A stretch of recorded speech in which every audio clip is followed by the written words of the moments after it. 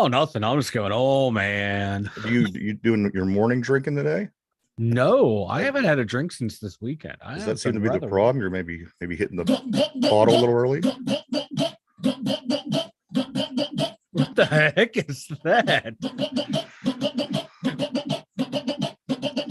That's you. That's you gulping your alcohol at first thing in the morning. My first thing in the morning. By the time we got on this show, I've already been Good up morning, since like 11 o'clock everybody. at night. Welcome to It's Two been Dumb up for Yinzers. 12 hours. This Get is out of episode here. 287. How you everybody doing this morning? What's going on, Big Mike? Sober as a judge. I'm ready to get this thing over with so I can fulfill my civic duties and then go be a dad after this. Oh my God, kill me now. I don't know which one's more painful, taxes or hanging out with the kids.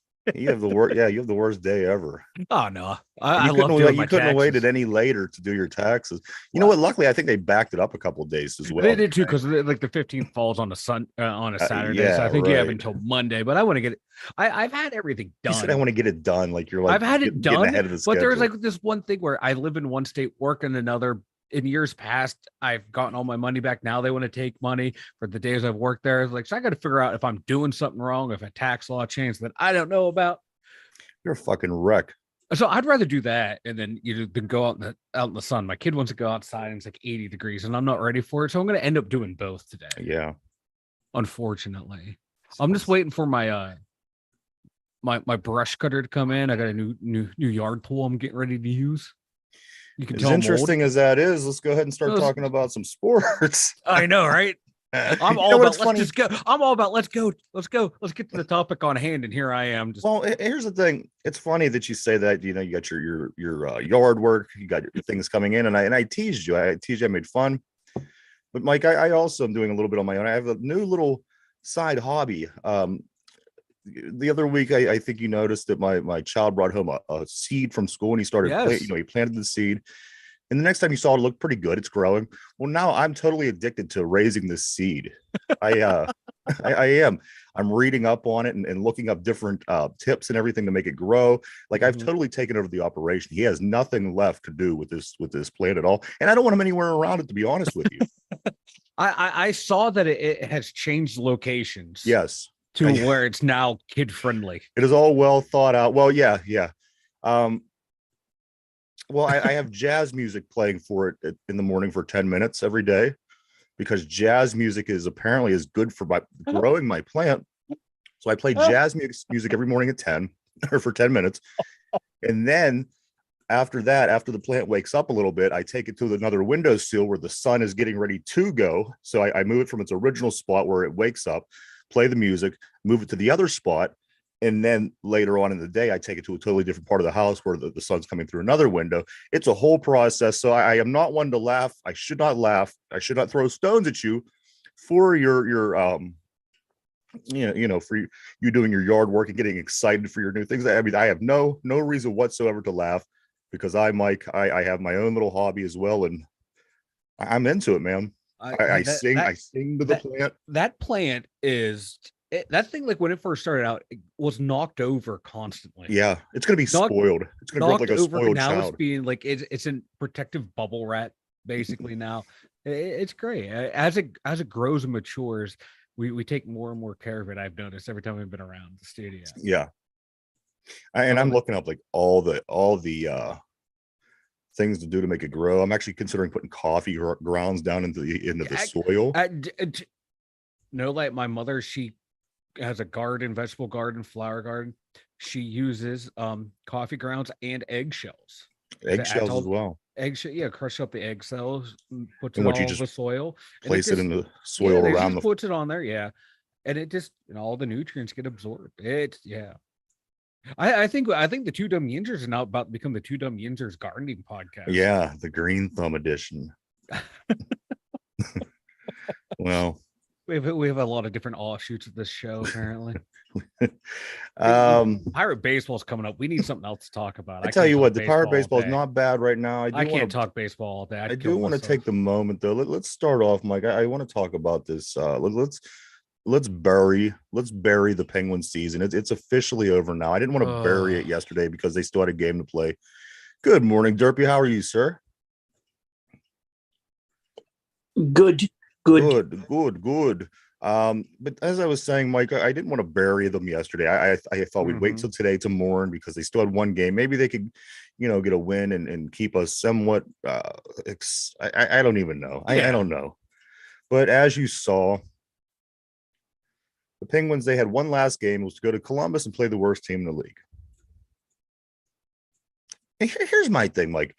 There's all the talk. They didn't deserve to go. They didn't deserve to go. And I said it to the very last moment. I'd said, if they get in, they deserve to go. You did enough to get in.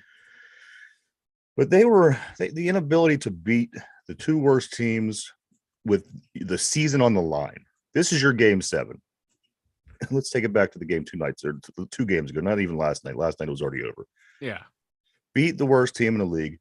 This is your game 7. You win. You continue to fight another day, and the inability to do that, and the lack of heart and the lack of whatever it was. Yeah, that's what tells me that they don't deserve to be in the playoffs. And you can't really say otherwise because that's the case. They literally had a playoff game against the worst team in the league. Yeah. So you can't say, well, maybe they would have went into the playoff. Bullshit. If you can't beat the worst team in the league to get into the playoffs, you're not going to go and win. And the miraculous is not going to happen. It didn't happen all season. You're not going to string together 16 wins against the best teams in the league. So you know what? I come to terms with that this team did not deserve to be in the playoffs. And today I say we bury the hatchet and lower the coffin in the ground, if you will. Maybe it'll help fertilize my plant. It might help fertilize your plant. I do want to say, how I was saying before the game, people were going to try and blame Crosby and Malkin. Yeah. Well, someone did. And I noticed today a hockey writer actually was like, he was like, it's nice to say that Crosby only had like 1 goal in the last 10 games or something like that. 9 out of 10 games, he didn't score a goal, but he broke it down to like, but his line was scoring. They raised their points, like goals per 60 minutes. They raised it up a whole goal per 60 minutes, 5-on-5. It's one of those advanced stats. It was like a huge jump. So Crosby's line was scoring goals. Now, was Crosby scoring the goals? No, but his line was. That means Gensel was scoring, and whoever the other winger was up and down on that line were scoring goals. So that line was producing. Crosby was producing. He may not have shown up on goals on the score sheet, but that line was producing by a whole goal per game. And you know what else they did? Their goals against average dropped down in the last 10 games. So that not only was that top line scoring more, they were allowing less goals against on ice. So yes, there are ways to dominate a game without showing up on the score sheet. When you're on a line with 3 guys, 5 guys, only one person can put the puck in the net, and it doesn't matter who. Yeah, I mean, even in that second line too with Malkin, they raised their points per game or goals per 60 minutes, 5-on-5. It went up. Their goals against also went down. So the top 2 lines filled with your 2 Hall of Famers improved on the way down. So this shows you that the top 6 is not the problem. It's your bottom 6, your defense, and your goaltending. Yeah, even yesterday in a 3-2 loss in overtime no less, the Crosby still gets on the score sheet. I believe he got 2 assists. The goals in the game for the Penguins were Jake Gensel and Chris Letang. Once again, the stars. Yeah. And again, Gensel, he never ever disappoints. This guy, he always finds his way. Always finds a way. I like Gensel, man. He's going to be the new crop of Penguins that should be the nucleus of this moving forward, because this guy, Jake Gensel, the guy's always on. Again, the Penguins lose last night to finish out the season. Game number 82. They lose 3-2 in overtime, and that finishes the Penguins off. Their season record is 40-31-11. 40-31-11. It's not a terrible record. It's not the best record, but 40-31-11 is their final record. And I don't want to spend the whole hour blowing smoke up the Penguins' ass, because they don't deserve it. However, the one thing that they do deserve is to get the attention that they are due. And what I'm going to do, guys, whether you saw these numbers, whether you didn't see these numbers, I'm going to give you a little bit something to smile about, because this is something that the Penguins accomplished during their 16-year playoff run. Okay. All right, let's hear it. The first column I have is most playoff games played during the Penguins' 16-year run. The Penguins, of course, led the way with 190 playoff games. Second best was Boston with 170, 20 more than the next down. Yeah. Tampa Bay, who won a grip, I think they won 2 or 3 Stanley Cups in that time period. 163 games played during the Penguins' 16-year run. The Rangers coming in at number 4 with 148 games. And the Capitals, solely because of us, are sitting at 147, which they should have had a lot more. But due to the Penguins, and the Penguins alone, they weren't able to do that. So they led the way. Top 5 teams: Penguins, Boston, Tampa Bay, Rangers, Washington. During the Pittsburgh Penguins 16-year playoff run, those are the teams that had the most amount of playoff games played. Now, for the regular season, here's a very interesting group of numbers right here, guys. This is regular season numbers and rankings during the Pittsburgh Penguins 16-year playoff run. Are you ready for this, guys? I'm ready for this. Goals in the NHL in the regular season during the 16-year playoff run. The Pittsburgh Penguins come in first place with 3,879 goals. You say these guys can't score? 3,879 goals. Goals for with games played. Goals for every game played, 3.13, and that is first in the NHL during those 16 years. Power play percentage, 20.5%, which is third during those 16 years. That's surprising. I thought so as well. That power play has hit or miss. Absolutely. So the power play percentage is third place with 20.5. That's their percentage. Power play goals, 911. That is first. They scored more power play goals than anybody during those 16 years in the regular season. Shots per game, 31.7, which is fourth overall. Really not bad. Yeah. Shootout wins, first. They have 85 shootout wins during that period of time. Nobody has more. Crosby and Letang were just lights out for the longest stretch. Road wins during that period of time, 325, which is third. Home wins, nobody was better. During the 16 years that the Penguins made the playoffs, the regular season home wins total was 403, Mike. Oh, wow. The best team. Ooh, and finally, penalty kill percentage, tied for third at 82.8%. They had some, that doesn't surprise me. They had some really damn good penalty killers. If you're going to talk about a dynasty. Yeah. These are dynasty numbers. Yeah. If you look at it, you can't tell me that. And here's the thing: you literally can't sit here and tell us that anybody was better, because during the 16 years that the Penguins had, where they didn't miss the playoffs, out of all these things, goals per game, power play percentage, shots, shootout wins, home wins, road wins, they're anywhere between first and fourth. No, nothing lower than fourth. Yeah. This team was a dynasty. Say what you will, the Pittsburgh Penguins. This Sidney Crosby, Evgeny Malkin, Chris Letang, and even Marc-Andre Fleury. Mm-hmm. This was a dynasty. They were a dynasty in every stretch of every sense of the word. They were a dynasty. Absolutely, they should be recognized as one, just as the New England Patriots, just as the Steelers. New York Yankees. They really should. This team, Mike Derpy, go back through time. This is one of the best teams ever. It was too, and like you said, the numbers prove it. Not just the championships, but the numbers. And you think about like this Crosby Malkin era, like the great teams that were around at this time. You had Chicago, you had LA, then there's a gap, Tampa Bay, and then there's a little gap, and then the Penguins, for how dominant they were with multiple championships. The Penguins were the first to win back-to-back Stanley Cups in the salary cap era. Last year, Tampa Bay tied them, but the Penguins were first. We got there first. We get that little sweetener for being the first to do it. So it just showed that, hey, it's able to be done. And 3 Stanley Cups, 4 appearances, not bad. Not bad for this little group where people thought they were underachieving for a while.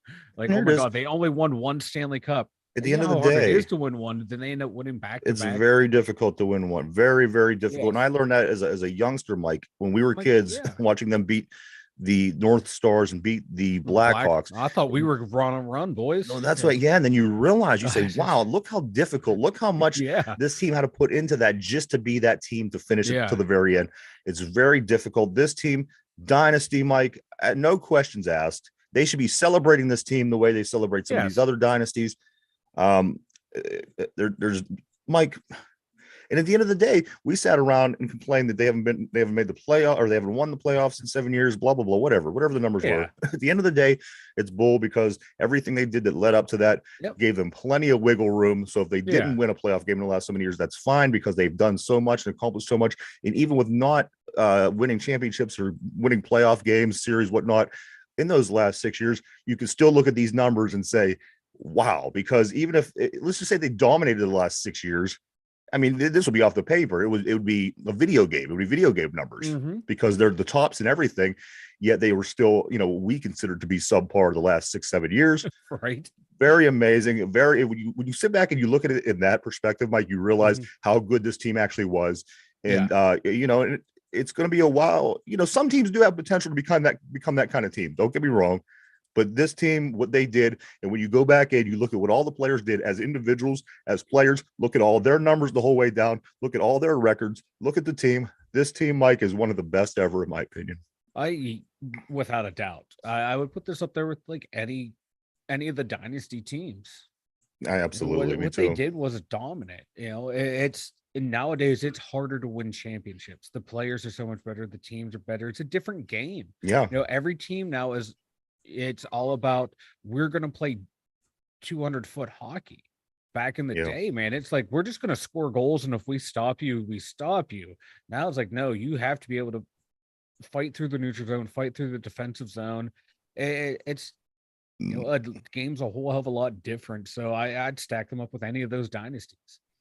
Absolutely. So I say we just take a moment of silence to slowly lower these guys into the ground, because Ryan tries not to throw up on air. So much gas right now. I know. I'm very gassy. I'm thinking he better not burp, or something's going to be a good soundbite. Well, I thought to myself, I got to drink more coffee now, since I'm giving the plant coffee. Oh my God. So you drink enough coffee. There's enough coffee drinking at that house. There's a plant coffee? Oh yeah, Derpy. Derpy, you missed the whole thing. We got a bean growing at the studio. It's a whole ordeal. I picked up a new hobby, Derpy. I'm growing a plant. I play jazz music for it every morning for 10 minutes. And then I move it around the house to different windows all day long as the sun moves. It's a whole thing. You know what, Ryan? I thought like we can hold the moment of silence when we throw it over to Derpy, because there's usually like a 10-second delay for when we ask him a question. So that could be the moment of silence. A moment of silence. Derpy, what do you think? See, look, there's the moment of silence. Let's go ahead and lower the Penguins into the ground, because this is it, guys. As I said, I didn't want to bury them just yet, even though, like I said, we knew they weren't going to be in yesterday. But the Penguins, they did lose at overtime to the Blue Jackets, 3-2. Take a moment of silence for this Pittsburgh Penguins team. Derpy, how are you doing, brother? I'm doing great, fellas. Good. I'm gonna hit some Pittsburgh Pirates, and we're gonna get into football hard here in a moment. I want to start with this first. This is the fascinating thing to me. What about these Tampa Bay Rays? 13-0. 13-0. Mike. They're beating the Yankees. I mean, this team. What's up with who starts 13-0 in baseball? Barely. I mean, apparently nobody. I guess. What's up? Their pitching will collapse. Is that what? Yeah. What's going on? I haven't seen a single game. It's just baseball's weird like that. Yeah. Baseball's, I mean, to win 13 games in a row that's why they play 162. That's what I said. 162. Yep. And they're off to a good start. You couldn't be any better off, I guess. Tampa Bay sitting at the top in the MLB with 13 wins, 0 losses. The next tier down are teams with 9-4, which would be the Twins, the Brewers and the Braves, and then the following teams are the teams that have 8 and 5, which is the third tier down. The Yankees, Blue Jays, Diamondbacks, and Buccos. So those are your top 8 teams in the majors after 13 games in. We'll take it because at this point in the season, we're usually out of the playoffs. So, right. But it was a good game last night, everybody. We had the Cardinals. Everybody's used to us, just totally shitting the bed against the Cardinals, which it happened for decades. Mhm. Pirates come out. They beat the Cardinals 5-0. There was nothing more enjoyable to me. It was almost as fun as watching us beat the Ravens. The Steelers, of course, not us, or the Penguins beating the Flyers, getting the chance to beat the Cardinals and then going out and beating them 5-0. That's a great feeling. The Penguin, let me go through all the teams. Why don't I? The Pirates are still 1 game behind Milwaukee in the division. They are at 8 and 5. The Cardinals dropped to 5 and 8, which are in last place in the division. Are the 3 or 4 games out of first? I can't recall. This is the second shutout of this early season. Also, a couple of notable notes that I have here. Connor Joe and Rodolfo Castro, they go back-to-back in the 8th inning. Carlos Santana, he doubled twice in this game, drove one home. And Velasquez, the starting pitcher, went 6 strong innings, no runs given up. So they looked good yesterday. Again, the end of that sentence is always going to be, but there's still so much baseball left to be played.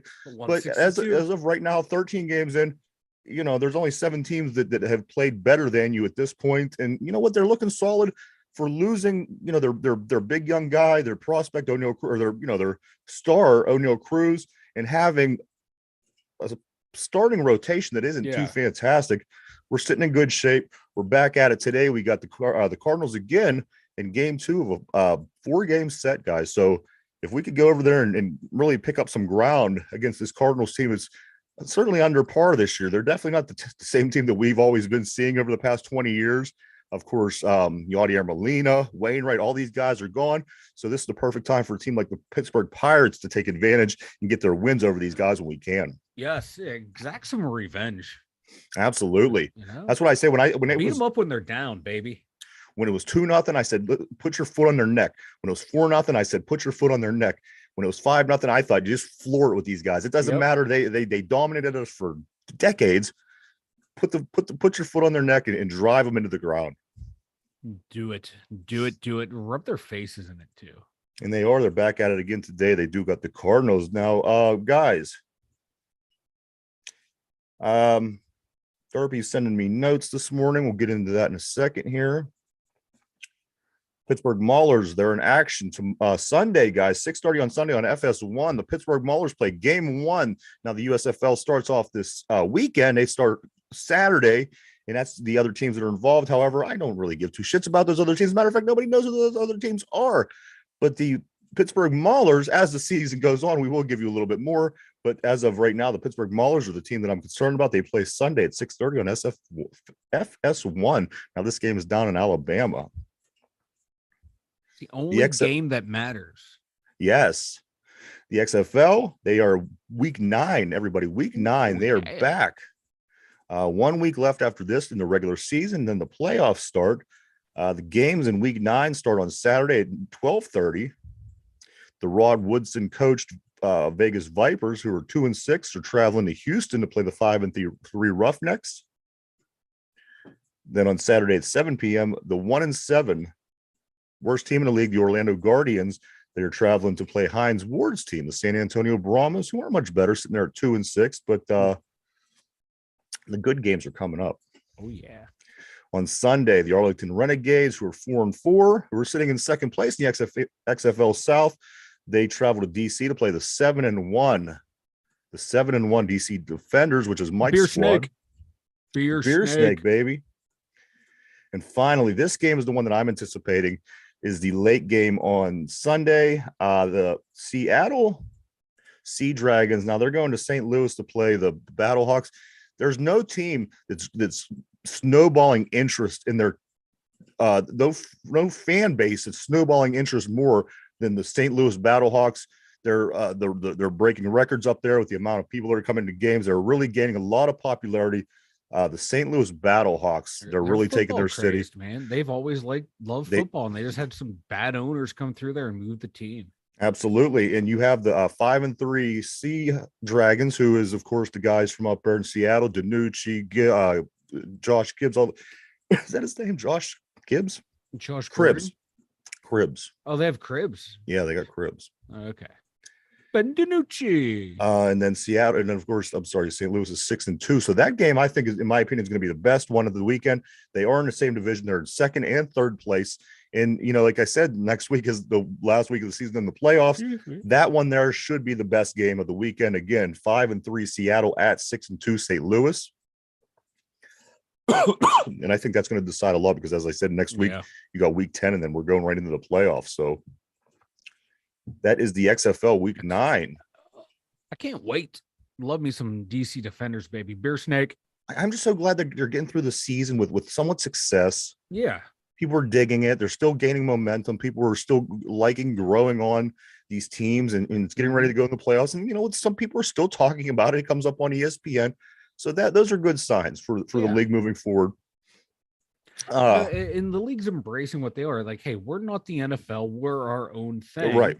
And we're not trying to compete against them. Like, hey, maybe what's this league? Because you never know. Next year, a couple of these guys might make it back. Yeah, exactly. I think I read an article the other day that said there was guys that the Steelers may consider after this season from the XFL, because there are guys that are just on the tipping point. In a team like the Steelers that are kind of doing things the way they are now. You might grab a guy for depth, or you might grab so. A lot of things going on as far as the Steelers, as far as the NFL. I do want to say real quick before we get into this football conversation. About 3:30 last night, I got up to check on my plant. To go to the bathroom. And I stopped in the living room on the way, and the NFL Network was playing a game. Okay. And this was 3:30 in the morning. The game was the Washington Commanders and the Detroit Lions from last season. I got a couple comments about this guy. I was actually going to start texting you guys, but I knew you were at work, Mike and Derby. I didn't want to wake you from your beauty sleep. So I was like, you know what? I'm just going to watch this myself. Check it out. A couple observations I made. I think the Lions are going to be pretty good, Mike. This team, and I've said this a while, I've been supporting them. And I think they're going to be dangerous. Dude, from what I seen in that game, and it was like game 2 from last season. It was literally, they were 0-1 and Washington was 1-0 or something like that. But you know what? The talent that Detroit had already, they were looking damn good. You add what they've done in this offseason, you add what they're going to do in the draft.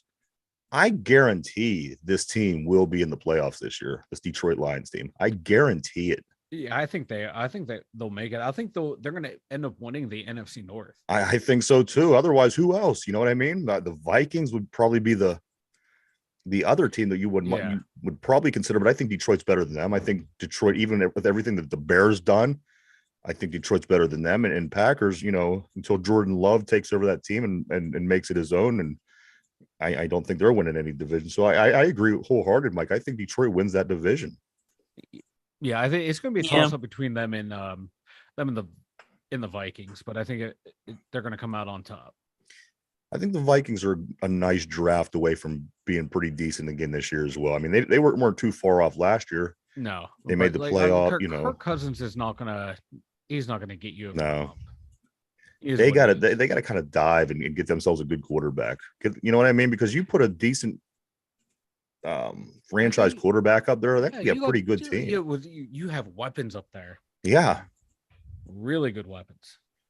And the main reason that I did bring this up, I got to watch Cole Holcomb play firsthand. And I watched every defensive play for the whole 25 half hour, whatever it was I was sitting there. I got here's an observation and an opinion. I just hope, do what you want with this. We went bargain hunting this off season. Everybody knows that. We went and we bargained and we dropped some people and we got some people that, that we could probably pay a little lower or My hope is this. I hope it don't come down to us at the end of the season going, well, we got what we paid for. do what you want with that. I'm not going to go more further into it because I don't want to upset anybody. I don't want to skew anybody's opinion of anybody that we brought over. I just hope that we don't end up saying, well, we got what we paid for, because along the way we made a lot of moves, but a lot of things were bargain moves, and a lot of things were to bring the price down so we can make other moves. And as I watch this game, I'm not going to give my opinion on Holcomb. Just don't let 25 minutes of what you saw I in know. the middle of the night. Don't get me wrong. He was good. He was in every play. But do I think a lot of people were expecting no. A lot of people were expecting, nothing short of Ray Lewis. You know what I mean? They're expecting this great. He falls into that category of Miles Jack, Devin Bush, in my opinion. And again, that was a very short period of time. But what I've seen, I just hope we don't end up saying we got what we paid for. Yeah, like I haven't really seen anything outside the highlights and like looking at stats and what I've read. So we got to wait to see until we got to see what he's like in our system and against like the teams. Absolutely. So yeah, I don't want you to go. You were all amped up about what we did. Now you're getting down. Know. I want you. I wish I wouldn't have seen it. Don't be me. Don't be pessimistic like me. That's my stick. The Detroit Lions, they were up like 22-0 at that point when I decided to finally go to bed. I thought they were just scoring at will on Washington's defense, and and I'll put that into consideration too. It is, excuse me, it is Washington's defense. I like I said, until I see him in the black and gold. Sometimes it's a change of scenery. Sometimes just putting a uniform on, like the New York Yankees, like the Pittsburgh Steelers, it just clicks something within people. So I'm gonna wait. I'm gonna wait to give my full opinion of this guy and his play till after that happens. But as I said, I the only thing that I really came walking away from that game was, wow, is this Detroit Lions team looking good? So do what you want with that. Trace McSorley, I'm reading, Mike, is this a real or is this a rumor? He is going to the Patriots. Yeah, he's true to the Patriots. Like, they need a third string quarterback, and so who's their first and second string? I thought Mac Jones is either first, I guess, right? Yeah, he's their first. Yeah, but Trace McSorley's never going to be a starter in this league. He's never going to be a number 2. Was he just down in the card with the Cardinals? Nah, Mike. Nah. Was he just with what the hell, Derpy? Nah. Was he was just with the Cardinals, correct? There we go. Now we can have a talk. Derpy's in the waiting room. Yes, Trace McSorley, like a lot of college quarterbacks, don't make it. He made it to the NFL. He's a backup. There was a lot of Ohio State guys that didn't pan out either. Yeah, I know. And Derpy, he doesn't want to have an intelligent conversation, so he can go sit in the waiting room for a He's minute. all right. He'll come back in. I hope he comes back in. Get your ass back I in hope here, he Derpy. understands what's going on here. He talks shit on Penn State. Terrell Pryor, timeout corner. Terrell Pryor, right off the Terrell top of my Pryor head. actually, Terrell Pryor wasn't bad, man. He became a wide receiver. Yeah, but that's Nathan P. He's doing. Hey, man, if Nathan Peterman can still be employed in the league, and that's a good thing. Nathan Peterman is still in the league, but where is Terrell Pryor? Terrell Pryor got railroaded. That's what I'm saying. So I you learned your lesson, Derpy. Learned your lesson. I'll put a motherfucker in the waiting room. Oh, itchy and scratchy. There they are. So there you have it. Trace McSorley. Did you say that he is 3? Do you know who the number 2 is up there? I don't have their. No, hold on. Give me Derpy, do you know? I don't know the number 2. Okay. Blaine Zappi. I forgot about Zappi. Oh, Zappi. That's right. Bailey Zappi. Why'd I call him Blaine Zappi? They have a nice. That's a nice 3. That's a nice. Yeah, I mean, QB room. At least you heard of all 3 of these guys. Anything really, Yeah. The other big story in the NFL before we move to Pittsburgh Steelers is, of course, the team from Washington that I like to call them. They are being bought by a group for a record. What is it? 6 billion, 6 point something. Yeah, it's a little over 6 billion, I think it was, or just so. There you have it. If the Washington Commanders are worth 6 billion, could you imagine what the good teams are worth? The good franchises, right? Jeez, my God. But apparently, they're trying to buy like the Patriots or the Steelers, Patriots, Packers, Cowboys. This team apparently in the group that's buying it, Magic Johnson, everybody. Magic Johnson. Oh, okay. I knew a group. Magic was in one of the groups trying to buy it. I didn't realize it was this one. Okay. Now, Magic Johnson, mind you, he he's past his expiration date. He contracted HIV in 91. Here we are 32 years later. The guy's buying NFL teams. He proved money can cure anything. He proved that he has a Magic Johnson's what he proved. Holy shit. But good for them. Good for them. Maybe, just maybe the team from Washington will finally turn around and they could get back to their glory days, because they have not been doing very well for the past few decades. No, they have not. Derpy sends me Bud Dupree to the Falcons. I did not know this. Is this true, Derpy? This is true. Yes, this is true. So there you go, everybody. Everybody that was hoping for that big reunion, the big Bud Dupree, which I was cool with one way or the other.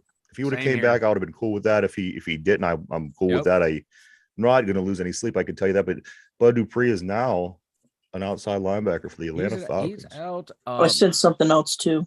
Tanner Muse, who was an outside linebacker for the Raiders last year. He's more of a special teamer. He's also in Pittsburgh to visit the Steelers. I heard that he is signing. Anybody get anything I haven't seen that just yet. No, I haven't seen that.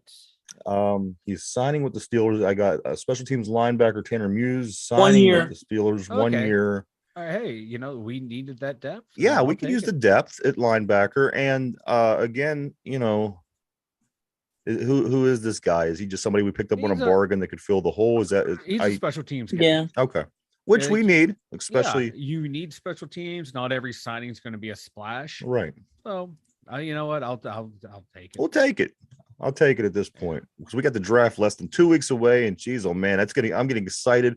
I'm watching this game on the NFL Network last night, guys, and I'm watching. They're putting like the top 5 of every position in the draft going across the bottom of the screen. And I thought to myself, we'd be crazy to trade up and lose, let's say, the 32, because listen, you look at all 5 names of the best 5 at each position times 22 positions.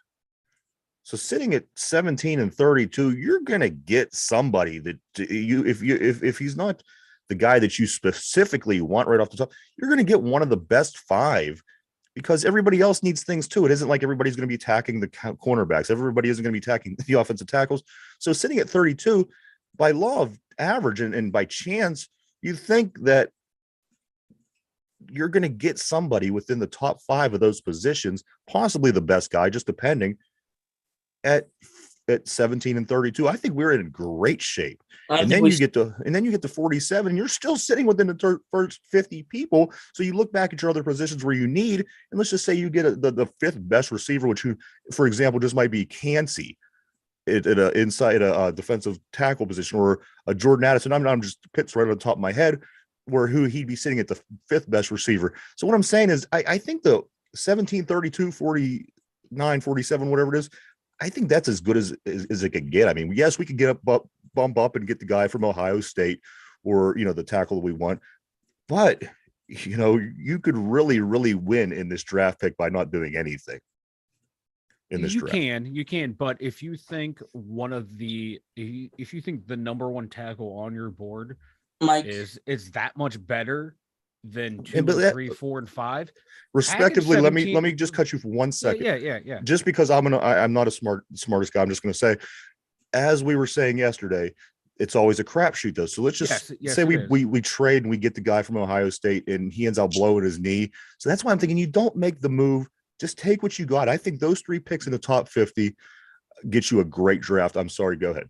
No, but I'm thinking, like, do you want quantity or quality? If you think the number 1 player at tackle or corner is better than 4 and 5, right? I'm packaging up 17 and 49 to move up into that top 10 area, that 10 to 12, 9 to 12 area, and getting the one who I think is going to be that game changer that is so much better than the others on the board. I'm going to take that chance. I have no problem if they stay pat and just pick, the number 1 player left on the board at this position, we're taking here. We'll come here, best remaining on the board, we're taking here. I have no problem with that, but I also have no problem with going, hey, this is who we have clear cut, who's so much better than everyone else. We're going to get them. Let me ask you this. Go ahead and do it. Let me ask you this. Let's say we do that. We trade up. We get the guy from. Well, please help me with his name. The tackle from Ohio State. Right, Paris Johnson Jr. Paris Johnson Jr. So we get Johnson Jr. and we trade away. We don't no longer have our 32 and 40. I'm not giving up 32. Now, bear with me here, Derby. So let's say we give up those 2 picks. We move up. We get Paris Johnson Jr. We're in the 3rd game of preseason, and Paris Johnson Jr. blows out his ACL. Mm-hmm. Now, that's where I think the quantity over quality would come. It would be beneficial because you're still able to hit your other positions, your other areas of need with good quality top 50 picks. Again, not everybody's picking a tackle. A lot of teams need skill players. They're going to get their backs or receivers or, so those kind of things are going on as well. And, and let's just say Paris Johnson Jr. blows his ACL and it becomes a problem. And he comes back next season and it doesn't get better. He hurts it again. So, I'm really taking what you said yesterday and putting into consideration that, every pick is a crapshoot. That's 100% true. You just don't know what's going to happen. There's no way to read the future. But that's where I'm thinking, me personally, that taking the quantity, because at least you're hitting all your marks. You know that you need this, you know that you need that, you know that you need this. And if you could get the 4th best offensive tackle with the 17 pick or the 3rd best offensive tackle, and again, we don't know, the guy that we want could still be sitting there. I think you wait it out, and that's just my opinion. Now, what if we we don't make any trades, we take a corner at 17, we take a tackle at 32, and that tackle blows his knee out at 32. Right. We still don't have a tackle, so it doesn't matter. But we have tackle blows out an ear, but we don't have a tackle. We do have that corner though, which we wouldn't have. So we get the corner at 32 and tackle. We trade 2 picks. Okay. I preferably would do it the way that you would get more players because you're getting 3 top 50 players opposed to 1. We'd have 2 top 50s as opposed to 3. I don't know. I would do it. I see what you're saying, but injuries happen. It's not just because you traded up. Oh, therefore we shouldn't have traded up. Kind of like if we don't trade up, get the guy, and he still gets hurt. Doesn't make it any better? He's still hurt. I'm just putting it out there as worst case scenario. I'm not saying that every guy's going to get hurt. I'm not saying that at all or anything like that. But I'm just saying that I would rather get the highest corner that I could get, or the guy that I'm interested in getting.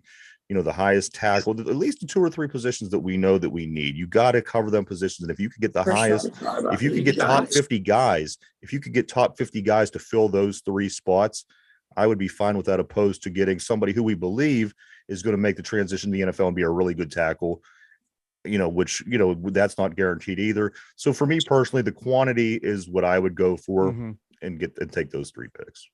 I can respect that. I'm more along the lines of like if you're in love with a guy, you go get him and see what happens. Right. But like both strategies work. It's just there's risk and reward to both. One thing that caught me off guard was this. They said, I was watching ESPN the other day, and they said, well, you know what, Paris Johnson, he was in the Big Ten. He played such good competition.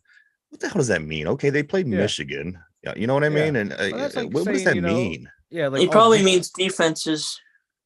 Well, I get that, but it's like saying like just because someone went to Alabama, they're going to be great. How many people who come from Alabama return to be great? So it's all based on looking at watching them play individually. Like you have to break down their mechanics of their gameplay. So in other words, I'm not in love. I'm not in love with Paris Johnson. I would love to have him. Don't get me wrong. Yeah, but if I'm sitting in the spot, and I'm not. If I was sitting in that spot, I don't love him. I would be okay with another guy there. I'm not married to the idea. But you know what? If we could pull him, I would be thrilled, because again, the word on the street is he's going to be an amazing tackle in the NFL. And you know what? A lot of people know what they're talking about, because sometimes the viewers know more than the people on TV. Well, the people on TV have no idea what they're talking about. No. They're just as us, unless you're actually worked in the scouting department. That's like really when it comes to it, like right. Devin Bush apparently loves playing besides Bobby Wagner. He's done some drills, maybe a couple volunteer practices. but he absolutely loves playing next to Bobby Wagner. And when asked what happened in Pittsburgh, why didn't they re-sign you? Devin Bush says this, quote, "I wish I knew, but till this day, I have no answer." You stunk. Okay. You didn't make open field tackles. You got drugged down the field 13 yards. You want me to help you with this interview, Devin? Devin's not the smartest tool in the shed. No. And again, this is a Big Ten guy. So again, just a shot. I'm fine with the Big Ten, but no, it's not Big Ten's the university he went to.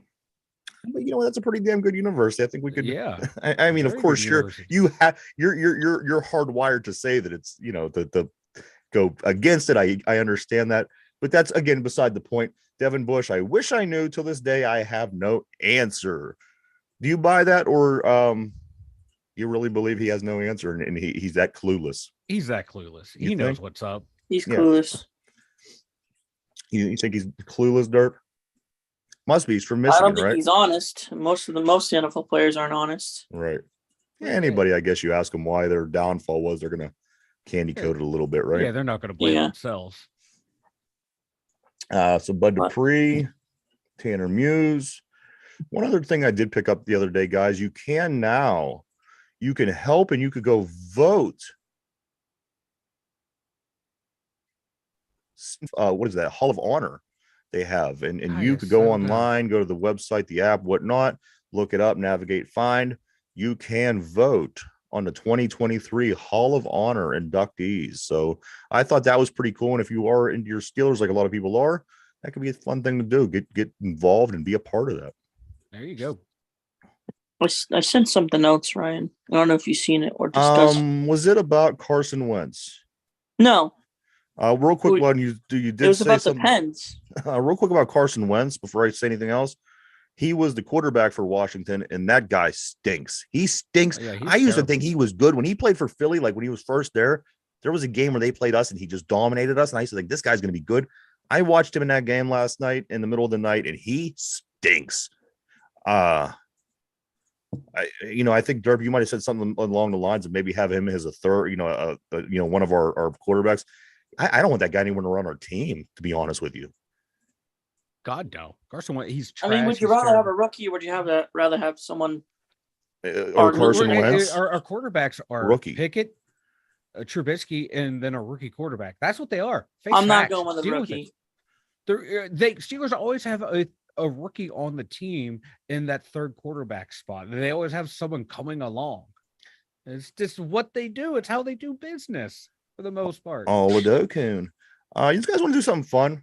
We got about 13 minutes now. I did something a little different today. Derpy, I didn't mean to cut you off, but I want to do something fun. It's Friday. You want to have fun today, guys? Wait, so we're not going to talk about the biggest story going on in the NFL. What's the biggest story? I don't know. What am I? Big Ben and Lamar Jackson. Oh, did you want to talk about that? Yeah, everyone's talking about it. So let's not talk about it. I didn't think too much of it. Go ahead. You carry it, Mike. I was just going to point out how silly it was. It was very silly. Because you can tell no one actually listened to what he said. Like Ben was actually saying Lamar Jackson ain't shit.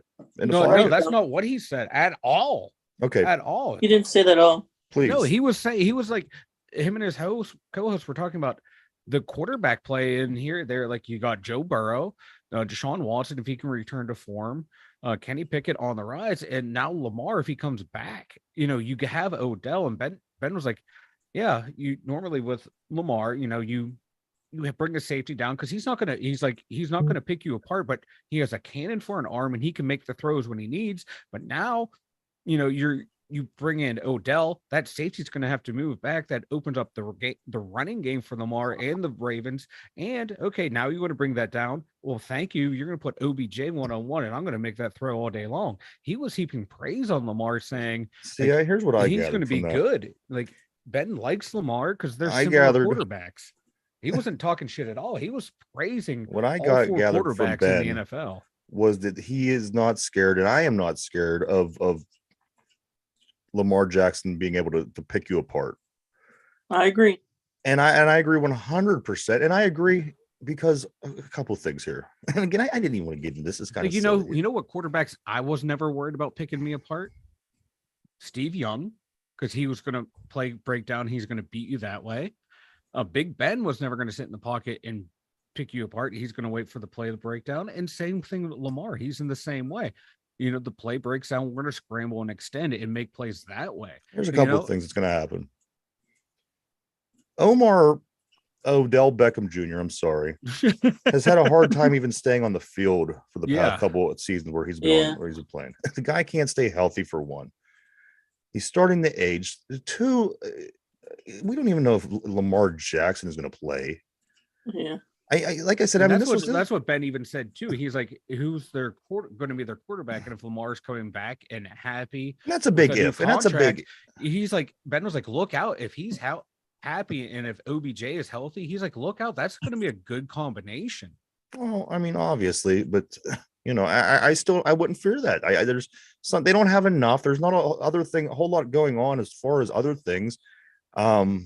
If they're smart and they get a good if they're smart and the draft falls away to where, like, let's just say Jordan Addison or Quentin Johnson falls all the way down to them at 23, pick one of them up, pair them with OBJ, pair that with Mark Andrews. That offense becomes more and more potent. And then if you have a happy Lamar, that's going to, like, this division. That's a lot of ifs. Yeah, but like I'm saying, like, so if all those things they were happen, saying that's what they're saying. Like, it's looking like this division is going to have 4 really good quarterbacks and 4 really good offenses if everything keeps going the way we think. Like, if I don't think Lamar Jackson's going to play. That's what I think. Well, but that's what the whole conversation was, a hypothetical. Like, if Lamar plays and I don't think he's going to beat you. Form, Joe Burrow keeps playing the way he does, and if Kenny improves. And the thing I noticed about this thing too is like the way that there wasn't really criticism towards Lamar. All Lamar fans came out in full fanged and force, and it's kind of like, it reminded me of Kenny. You mean the bandwagons, Mike? No,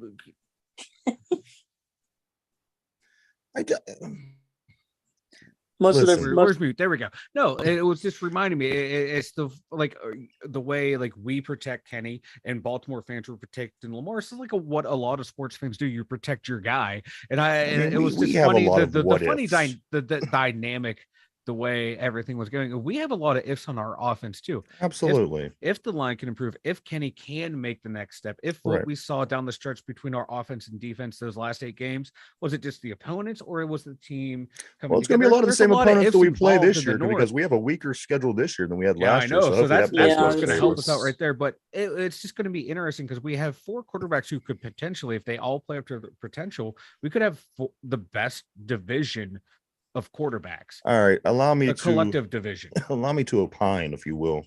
Oh God, we got to get to the fun stuff. Well, I don't even think we have time now, but as far as this goes, what I caught, and it might have been the first part of it or the old part of it. What I heard, and the reason why I didn't pay much attention to this is because I don't think that, if Lamar comes back, let's say he comes back late in the season. Again, there's so many ifs. And again, the Ravens, and I hate even putting thought into these guys, but I'm not afraid of Lamar Jackson. I used to be. After I found out that the Pittsburgh Steelers, the guy was ineffective, even as an MVP was ineffective against the Steelers. I don't fear him anymore. There was a time that he should have been feared whenever they were running this 3 running back, him and 2 running backs. Everyone's running different ways. This was a time that I thought you should have been afraid. You had Odell Beckham Jr., who really hasn't done anything amazing in the past. How many years? He's been injured for 2 years. He hasn't played a full season. It's going to take a lot more. And I agree, Mike. Don't get me wrong. If you put those 4 quarterbacks as your 4 starting in the North, I think that that's going to be a lot to talk about because these are 4 names that you're going to be hearing about and talking about. But me personally, not afraid. The first thing that I did hear Ben say was, yes, he's dangerous. However, if I'm not afraid of him picking us apart from the pocket, blah, blah, blah, blah, blah. Okay. That's all like anyone's saying is that little 10-second clip. They're not taking the whole 6-minute segment in context of what it is. And that to me is the story right there. No one wants to look at it in context. What he said was accurate. When Ben played, teams didn't fear Ben in the pocket. What did you want to do with Ben? You wanted to keep him in the pocket. Steve Young, keep him in the pocket. Peyton Manning, you wanted to disrupt the pocket. Mahomes, you kind of want to disrupt the pocket. Joe Burrow, you want to disrupt the pocket. So yeah, different quarterbacks have different strengths. And Lamar's and Ben's is getting out of the pocket, making plays, whereas other quarterbacks, you stay in the pocket and pick people apart. Even when Lamar Jackson was really good, he it was because of his freakish ability. Yeah. It was because of the way he ran it, and which was, what now, 3-4 years ago. He's gone through injuries, and even when he was good, he had a hard time keeping a hold on the ball. He had fumbling issues, and here's the thing: he fumbled a lot against us, and I don't watch them a lot to know that he fumbled a lot, but he had a high percentage of fumbles lost against us alone. Yeah. Again, it's going to take Lamar Jackson. In my opinion, we could go on the reputation of what he was, or we could look and see. I mean, the guy may never be the same ever again. He might come back from the sprained knee. And, the guy that we're afraid of is the guy that runs the ball, the guy that's athletic, the guy that moves out of the pocket, the guy that gets downfield. We don't even know if he's going to be that guy. We don't know if he's going to have something in the back of his mind where, he's afraid to blow the knee. There's going to be so many ifs, I think, with Lamar Jackson, with number 8 on the Baltimore Ravens, before he could even get back to that level to where people were afraid of him.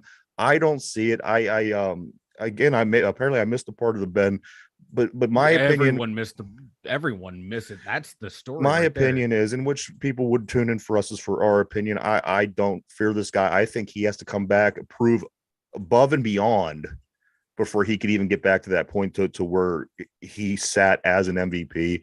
And again, we don't even know if this guy's going to play this year. They're a mess. They're a mess over there. And I refuse to even give them the whole point of it. Like, no one, like, the whole story of the whole situation that's blowing up all over the place is no one actually listened to what he said. They took a 10-second soundbite and I'm glad I didn't and constructed an entire narrative out of it when he was actually singing the praises of Lamar Jackson and the quarterbacks of the AFC North. I think the real story is them saying on the podcast, like, implying that the AFC North has the best collection of quarterbacks in the I can NFL. agree to me, with that. That's the whole story. If you're going by name, yeah, it's a pretty good argument.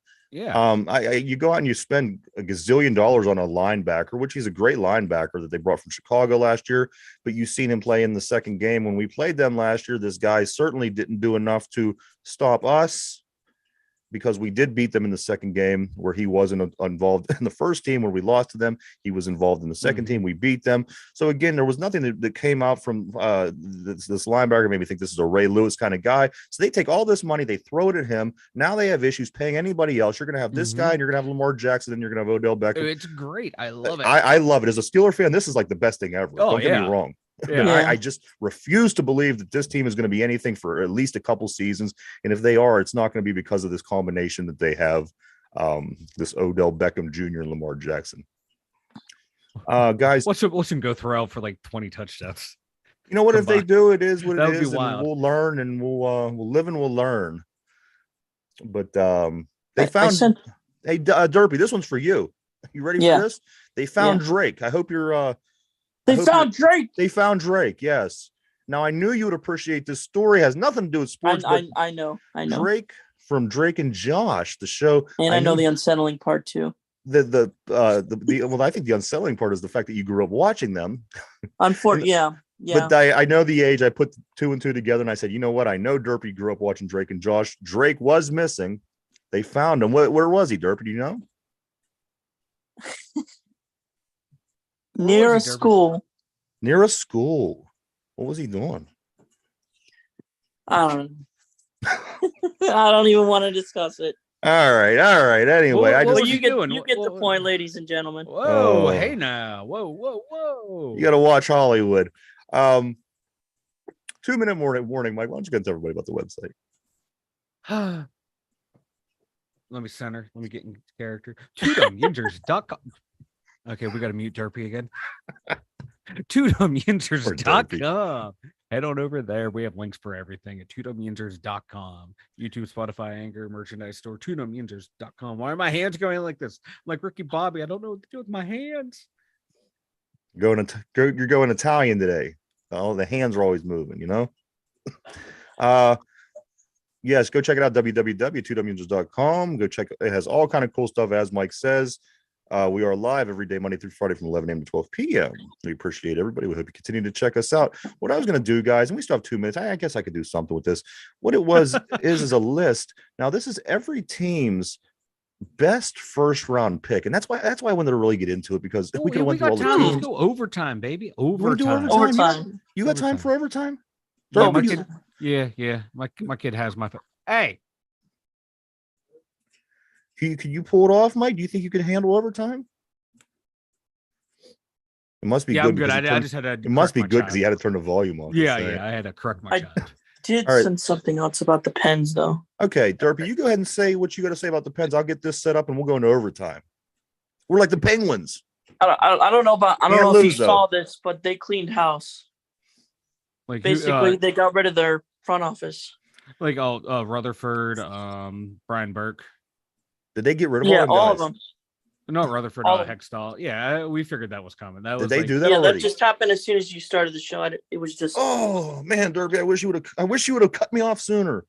No, but that's awesome. We knew it was coming. Them guys, good riddance. Bye bye, Ron Hextall. You couldn't get him out of here fast enough. Wow, that is big. All right, guys, let's do this. We're gonna go through 32 teams. I'm gonna give you the team name.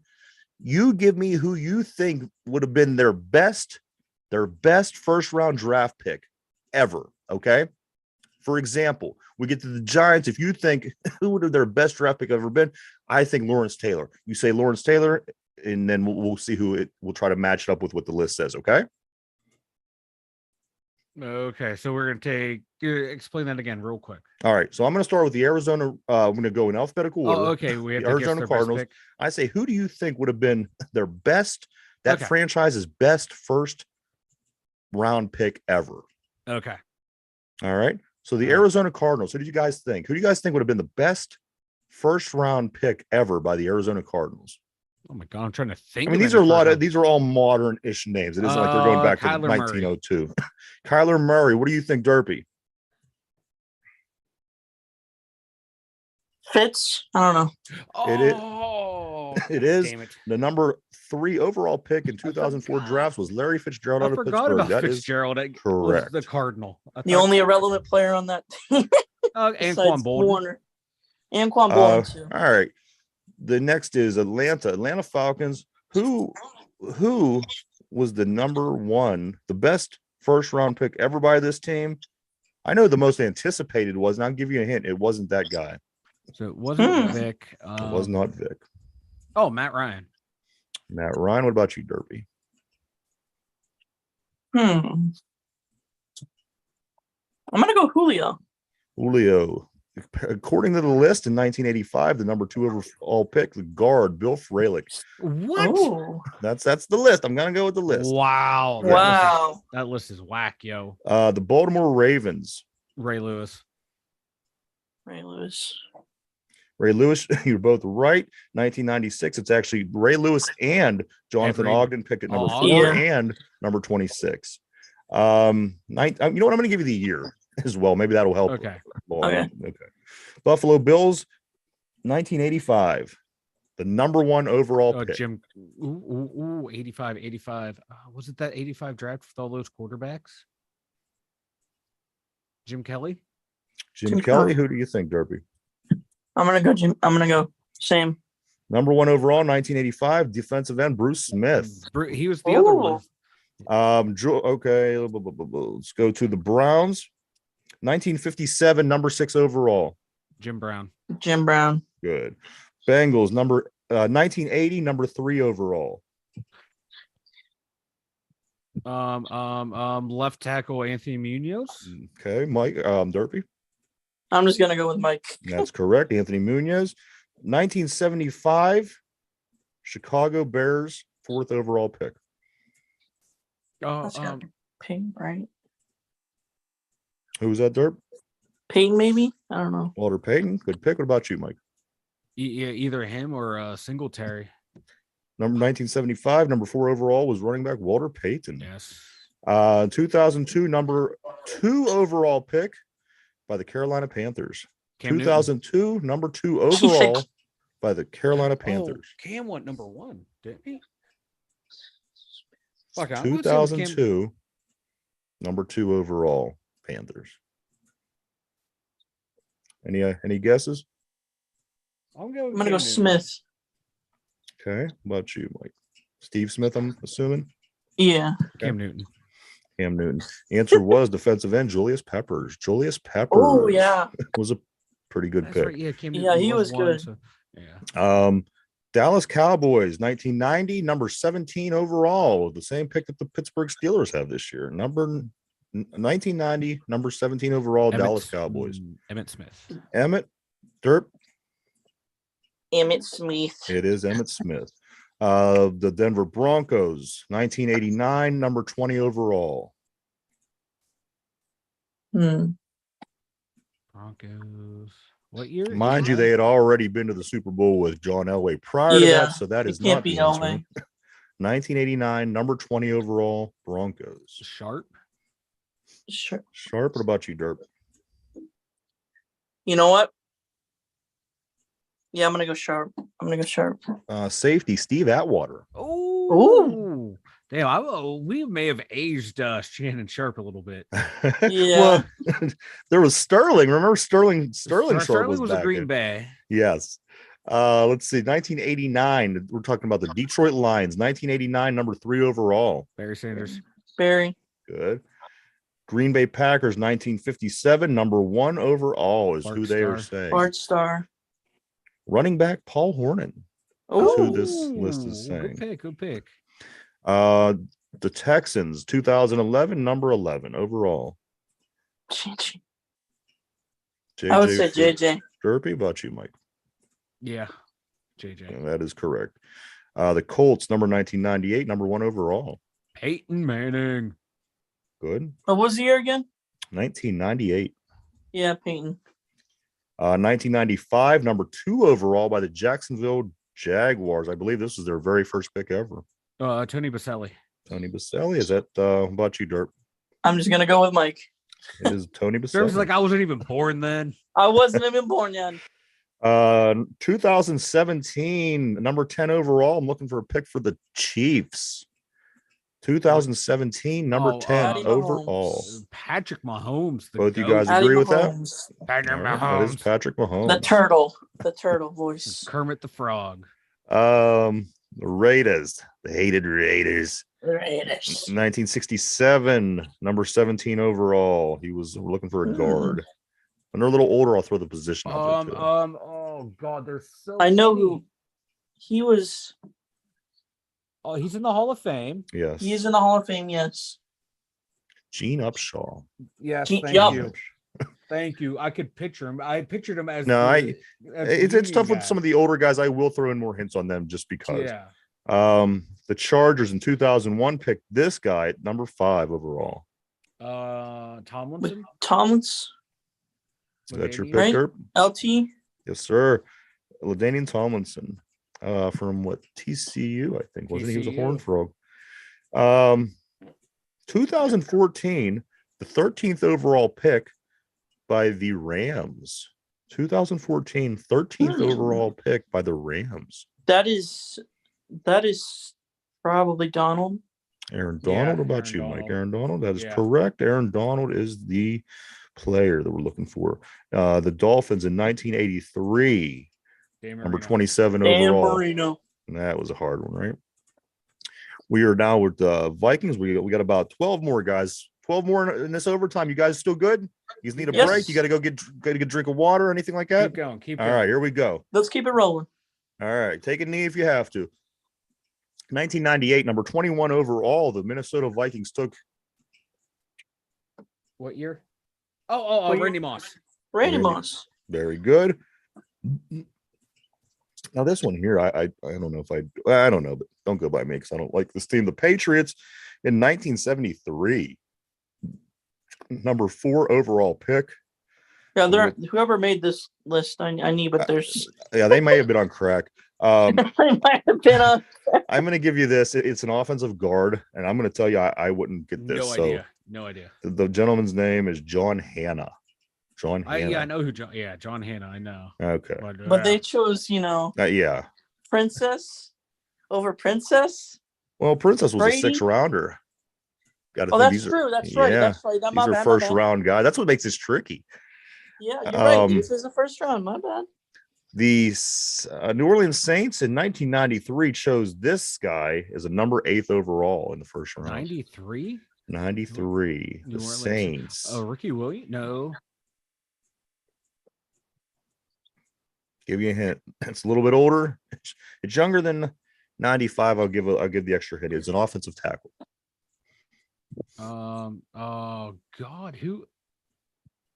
Kyle Turley? Turley, what about you, Derpy? I'm just gonna go with Mike. William Roaf, the Willie offensive Roaf. tackle. God dang it, he's a beast. Okay, 9 guys left. 9 picks left, everybody. Call the wife. Tell her you're working overtime. Here we go.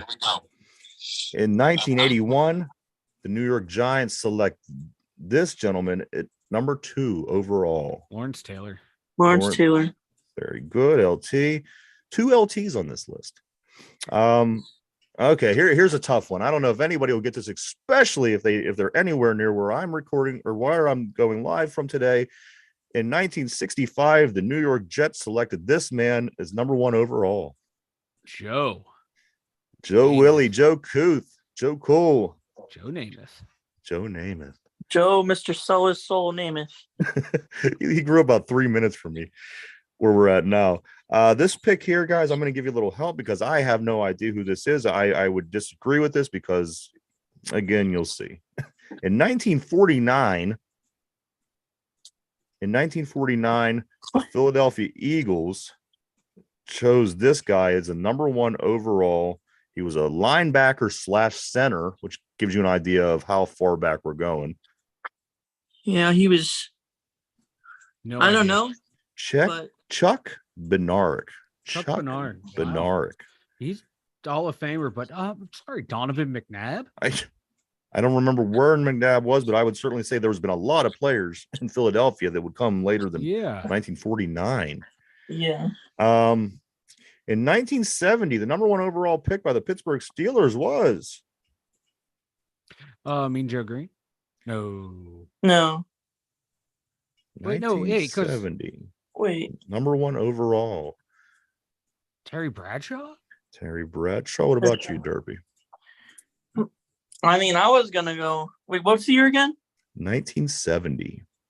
Yeah, I'm going Bradshaw. The only reason I'm not giving you a position because it is a Steeler, which would give it away. So you're right.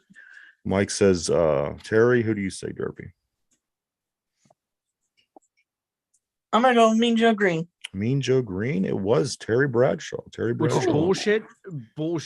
Mean Joe Green was the best first-round pick. He set the tone for a fucking quarter century. Last 5 teams. They're going to be tough. After this one, they're going to be tough. This one's not that hard. 1985, the San Francisco 49ers selected this person at number 16 overall. 1985. Joe Montana. Who do you say, Derpy? Joe Montana. Jerry Rice. Rice was the guy. Wow. Now, these 4, you're going to have to put on your thinking caps. I don't think that any of these are no-brainers, but here we go with the last 4 teams in alphabetical order. The Seattle Seahawks in 1997, 6 overall picks selected this offensive tackle. Oh God, I know who it is. Big, and he's a Hall of Famer too. Big mountain of a man. I don't know. I don't. Walter Jones, great player. But it's okay. We're almost done. In 1976, the Tampa Bay Buccaneers selected this defensive end as number 1 overall. Number 1976. So no idea. Leroy Selman. This person, whoever made this list believes it. Leroy Selman. Warren Sapp was a first rounder. Exactly. Finally, 2 teams left. The Tennessee Titans, you guys will probably get this. 1978, number 1 overall. They selected a running back. And you got to remember, this was the Houston Oilers. Earl Campbell. Earl. You picked Earl as well, Derpy? Yep. All right. That's true. That is correct. Earl Campbell. And finally, guys, we're wrapping up this work in overtime today. I'm looking for a quarterback that the Washington Redskins selected in 1937 with the number 6 overall. This is who they're saying was the best first-round pick ever by the Washington team, now known as the Commanders. Does anybody even want to take a stab at this guy? He's a quarterback. Idea. Sammy Baugh. Sammy Baugh? Sammy Baugh. Sammy Baugh, a good player, but I don't know how he's still their number 1. Jeez. Oh, that was was Theismann number 1? Who was it? Theismann.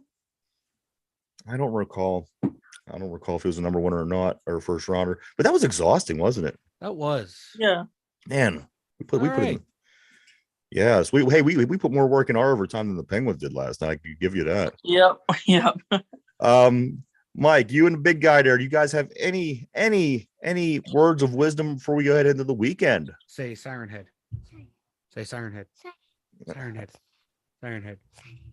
Siren Head. I agree 100%. Derp, what about you, my man? Any words of wisdom before we head into the weekend?